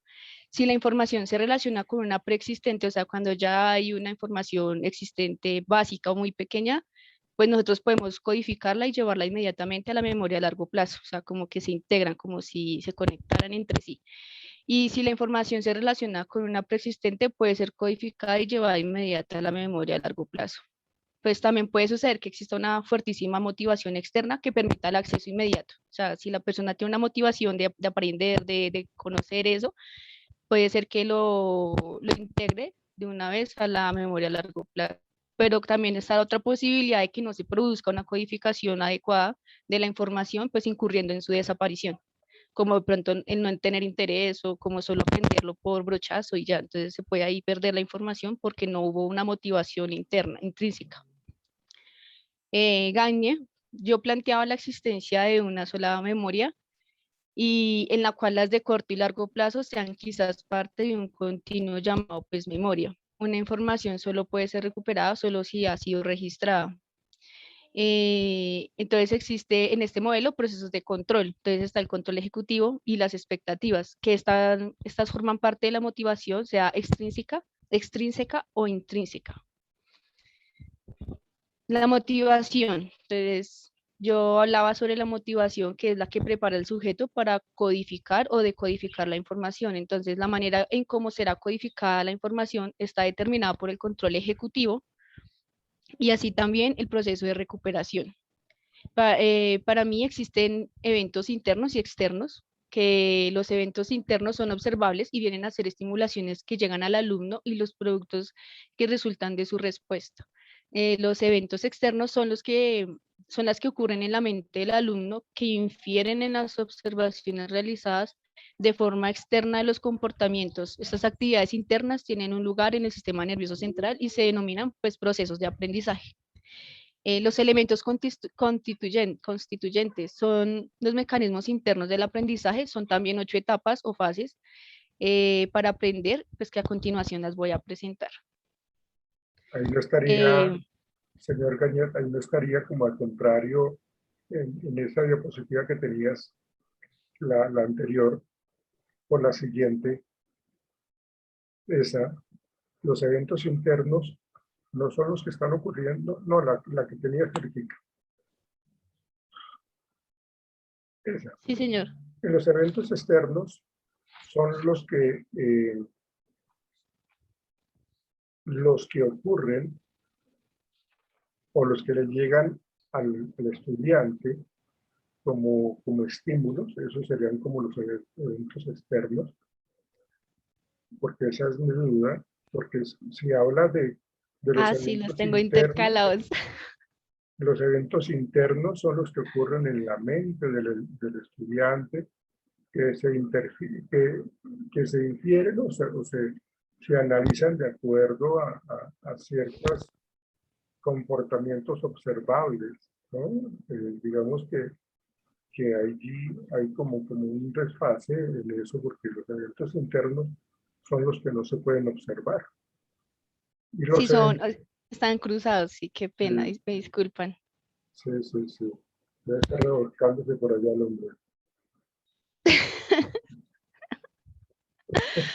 No, sí, los eventos internos son los que ocurren en la mente del alumno, sí, que interfieren de las observaciones realizadas en forma externa de los comportamientos, y pues estas actividades son internas que tienen lugar en el sistema nervioso central y se denominan los procesos del aprendizaje. Y los externos sí son los observables, los que vemos con la conducta o el comportamiento.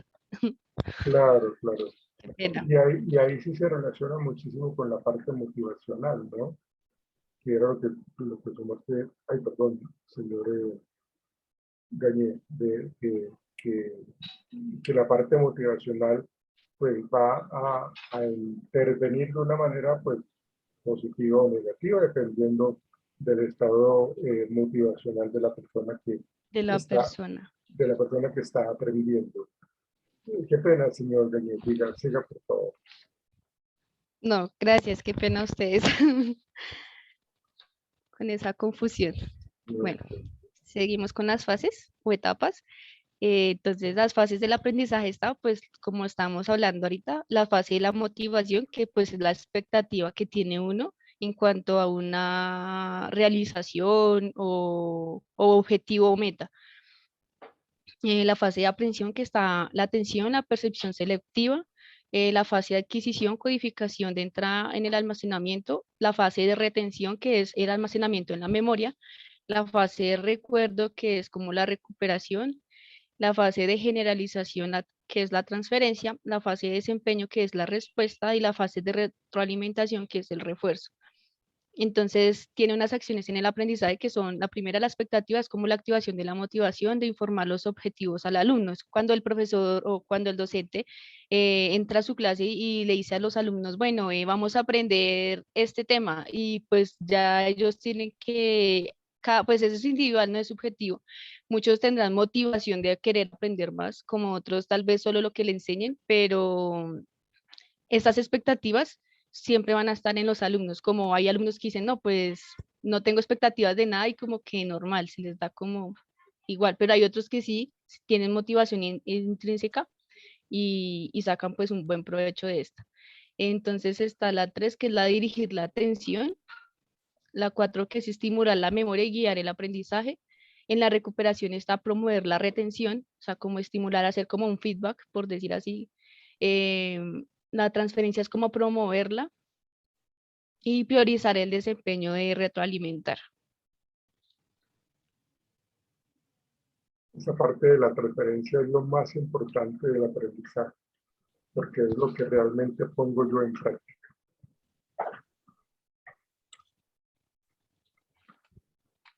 Y bueno, entonces acá están las jerarquías del aprendizaje, que también pues son 8 procesos o etapas o tipos que pues requieren una confluencia para lograr los resultados del aprendizaje. Entonces, son conjuntos organizados de habilidades intelectuales. El elemento superior de cada jerarquía es la habilidad objetivo, pero para elaborar jerarquías se comienza en la cima y se pregunta qué habilidades ha de desempeñar el estudiante antes de aprender la habilidad objetivo. Es como, por ejemplo, cuando yo para qué quiero que el niño le dé una patada al balón, pues necesito primero enseñarle a cómo patear, ¿no? O sea, cómo el movimiento del pie para que ya así él tenga como ese aprendizaje. Eso es como un paso a paso. O qué habilidades son prerequisitos de inmediatos. Muchas veces pues hace falta aplicar de 2 o más habilidades como prerequisito para aprender las habilidades de orden superior y estas no son necesariamente más difíciles de aprender que aquellas. Por ejemplo, en mi caso personal, cuando le enseñan pues a los niños de pronto las matemáticas, les enseñan, pues tiene pues, a mi percepción es mejor cómo enseñar varios puntos de vista en cómo llegar a una solución de un problema, porque a veces se quedan con una sola y muchos niños tal vez no comprendan ese modelo, pero si habiendo más, pues puede que se comprendan más modelos, pero van a llegar al mismo objetivo, al aprendizaje, que es lo importante, ¿no?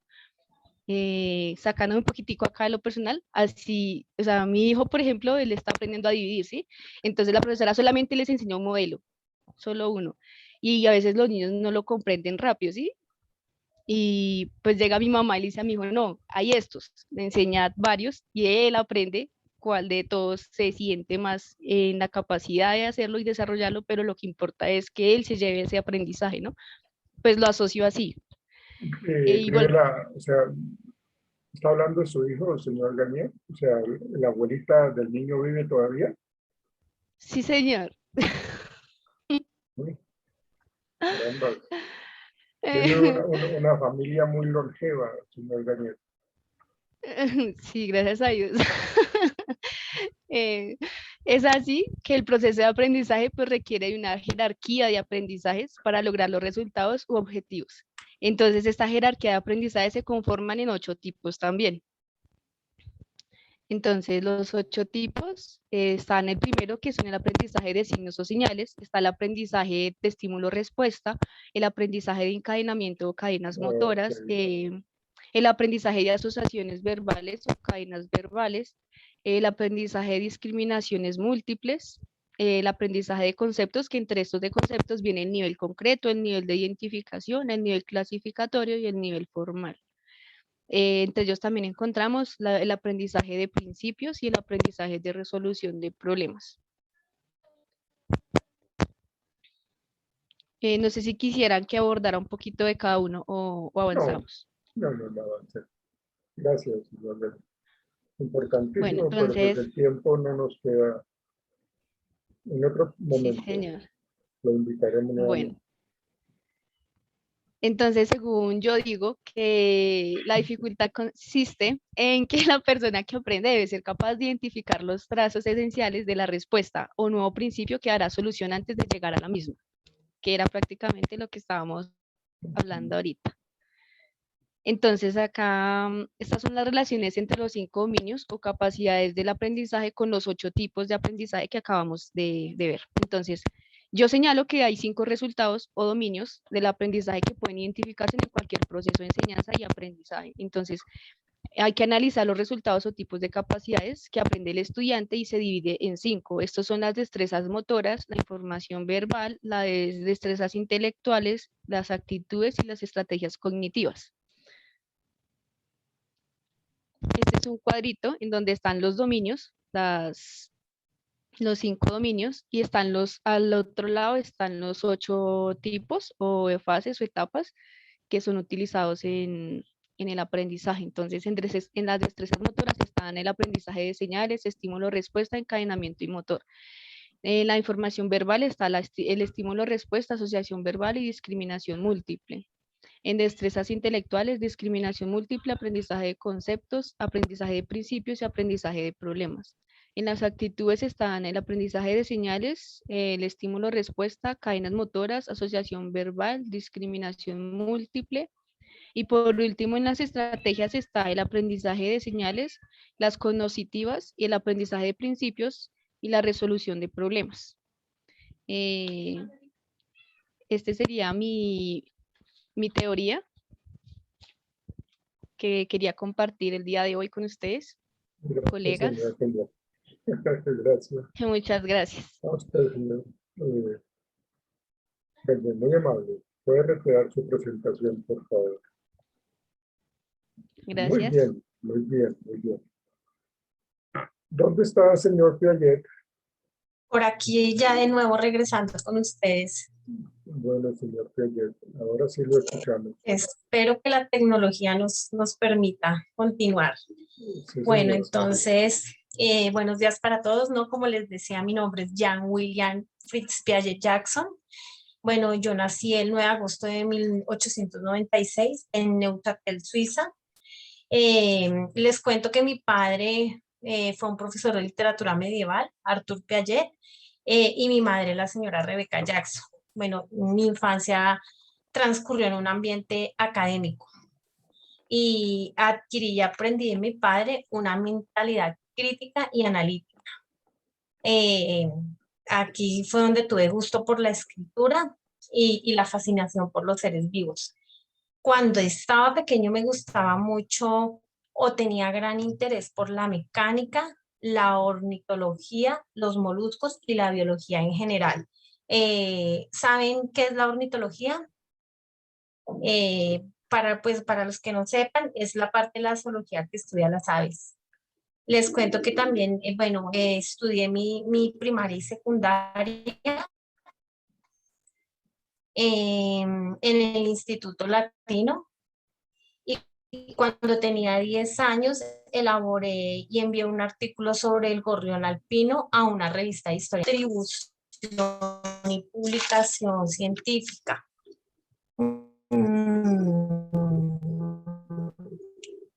Durante 4 años fui ayudante de Paul Golden, que era el director del Museo de Historia Natural, y allí publiqué diferente de la zoología que estudia los moluscos, ¿no? Mami, ¿puedes desconectar de la clase? Entonces me tocó, profe, porque si no, no me funciona, qué pena. Durante 4 años fui ayudante, como les contaba, de Paul Golden, que era el director del Museo de Historia Natural. En mis años de formación, inicié mis estudios superiores en la Universidad de Zurich. Aquí me interesé por la psicología y a partir de las obras de profe. ¿Vives todavía con tu mamá? Profe. No, es que es mi hija me tocó pedir el favor de que se desconectaran de clase y si no, no nos funciona esto, profe. Bueno, yo inicié mis estudios en la Universidad de Zurich y aquí me interesé por la psicología a partir de las obras de Freud y Jung. Aquí fue donde empecé a trabajar en laboratorios de psicología y realicé 2 publicaciones al respecto. Bueno, en cuanto a la vinculación a la psicología infantil, en 1919 me trasladé a París y allí trabajé como profesor de psicología y filosofía en la Universidad de Sorbonne. Trabajé con psicólogos como Binet y Beuler. Allí entré a trabajar en la escuela dirigida por Binet y Simon como profesor. Fue aquí donde empecé a notar diferencias entre los patrones de respuesta de adultos y niños, lo que me llevó a pensar en la existencia de diferentes procesos atribuibles a ciertos momentos evolutivos. En 1920 formé parte del grupo que perfeccionó la prueba de inteligencia de Stern, detectando en esta errores consistentes en las respuestas de los niños, las respuestas infantiles. Y junto a Theodore Simon empecé a explorar la inteligencia y el razonamiento infantiles. En 1921 publiqué en mi primer artículo sobre la inteligencia, por el cual recibí una oferta para trabajar como director del Instituto Rousseau de Ginebra. y en este puesto elaboré diversas obras donde trabajé el razonamiento, el pensamiento y el lenguaje infantil. En 1922 asistí a un congreso de psicoanálisis de Berlín. Allí conocí personalmente a Freud. En 1923 me casé con Valentín. Tenemos 3 hijos, Jacqueline, Lucine y Lauren.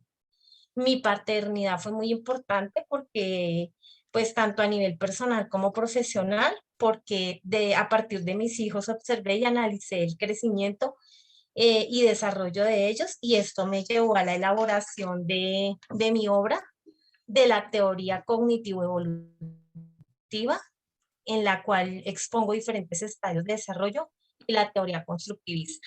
Para mí el aprendizaje es un proceso de construcción constante de nuevos significados, y el motor de esta extracción de conocimiento es el propio individuo.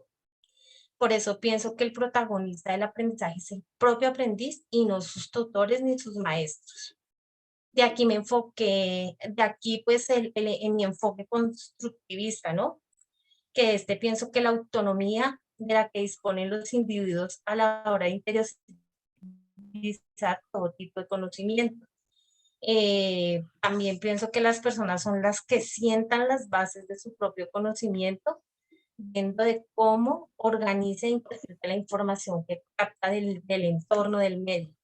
Pero aquí les quiero aclarar algo, que el motor del aprendizaje seamos nosotros mismos como individuos, no significa que todos tengamos total libertad de aprender, ni que el desarrollo cognitivo de las personas se vaya realizando de cualquier manera.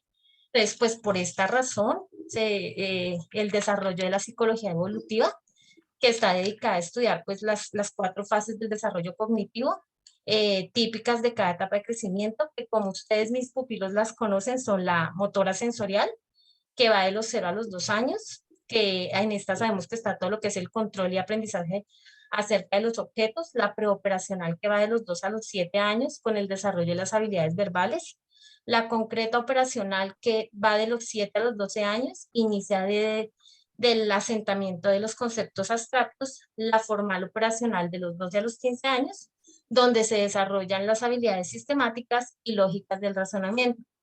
Debemos tener muy en cuenta que estas etapas describen los tipos de estructuras cognitivas que se encuentran dentro de los conocimientos, ¿no? Detrás de los conocimientos. Y estructuras a través de las cuales los seres humanos aprenden sobre el mundo. Pues a partir de estas 4 etapas del desarrollo mental, fue que se definió o definí la epistemología genética.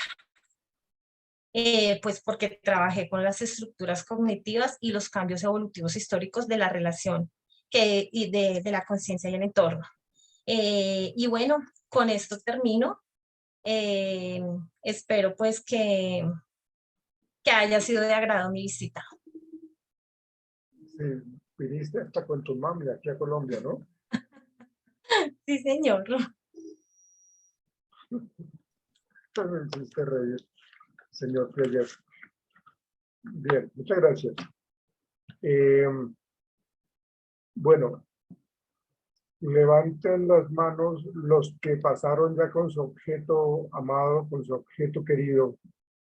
Levanten las manos así, por favor.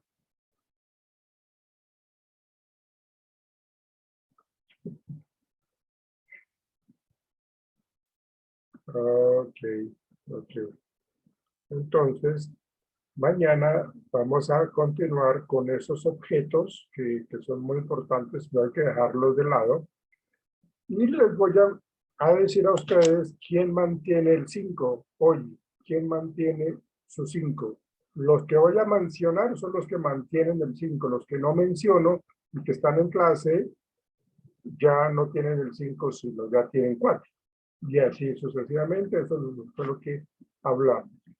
Entonces son Catherine Gómez, Diego Gómez, María Fernanda, Angie Tatiana, Paula Santiesteban, Andrea Huertas, Solange, Laura Bedoya, Rosalba Chazoy, Jessica Vargas, Elizabeth Pineda, María Camila y Stephanie Salazar.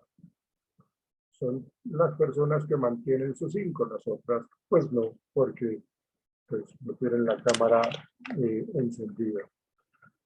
Muchachos, terminamos por hoy. Muchas gracias por su participación. Nos veremos mañana.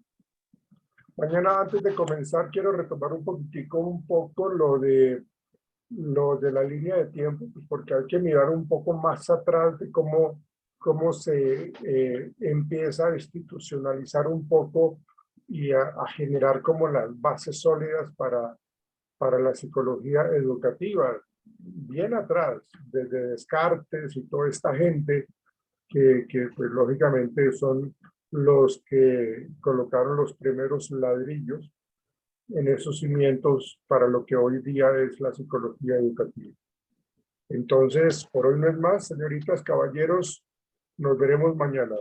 Que pasen un buen día. Cuídense mucho. Chao, que estén bien. Gracias, profe. Hasta Gracias, luego. profe, buen día.